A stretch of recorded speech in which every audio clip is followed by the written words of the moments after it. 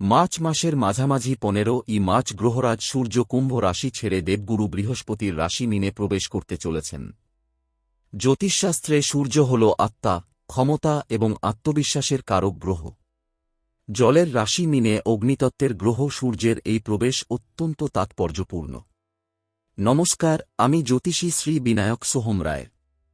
গ্রহের রাজার এই অবস্থান পরিবর্তনের ফলে কিছু রাশির জাতক জাতিকারা বিশেষ অগ্রগতি এবং স্বীকৃতি পেতে চলেছেন। চলুন জেনে নিই কাদের ভাগ্য খুলছে। সূর্য যখন আপনার রাশিতে অর্থাৎ মীন রাশিতেই গোচর করবে, তখন আপনার জীবনে এর গভীর প্রভাব পড়বে। চলুন জেনে নিই মীন রাশির জাতক জাতিকাদের জন্য আমার বিশেষ পরামর্শ। প্রথমত, স্বাস্থ্য ও মানসিক অবস্থা। সূর্য আপনার লগ্নে বা প্রথমভাবে প্রবেশ করায় আপনার আত্মবিশ্বাস ও এনার্জি অনেকটাই বেড়ে যাবে। তবে আপনার মধ্যে হঠাৎ করে অহংকার বা জেদও বাড়তে পারে। এই সময়ে শরীর গরম হওয়া, মাথা ব্যথা বা চোখের সমস্যায় সতর্ক থাকতে হবে। দ্বিতীয়ত, কর্মজীবন ও সাফল্য। কর্মক্ষেত্রে আপনার নেতৃত্ব দেওয়ার ক্ষমতা প্রশংসিত হবে।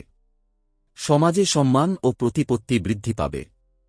যারা সরকারি চাকরি বা প্রশাসনের সাথে যুক্ত, তাদের জন্য এই সময়টি বিশেষ শুভ। আটকে থাকা অনেক কাজ এখন গতি পাবে। তৃতীয়ত, দাম্পত্য ও সম্পর্ক। লগ্নে বসে থাকা সূর্যের সপ্তম দৃষ্টি পড়বে আপনার দাম্পত্য স্থানে। এর ফলে জীবনসঙ্গীর সাথে অকারণে ইগোর সংঘাত বা মতবিরোধ হতে পারে। এই এক মাস সম্পর্কে কোনো রকম তর্কে না জড়িয়ে ঠান্ডা মাথায় পরিস্থিতি সামলানো বুদ্ধিমানের কাজ হবে। চতুর্থত, বিশেষ প্রতিকার।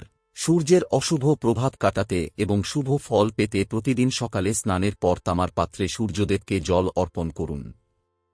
বাবার স্বাস্থ্যের খেয়াল রাখুন এবং নিজের রাগ ও অহংকার নিয়ন্ত্রণে রাখুন।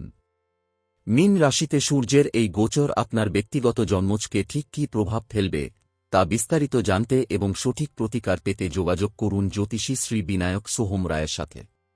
অ্যাপয়েন্টমেন্টের জন্য স্ক্রিনে দেওয়া নম্বরে কল করুন।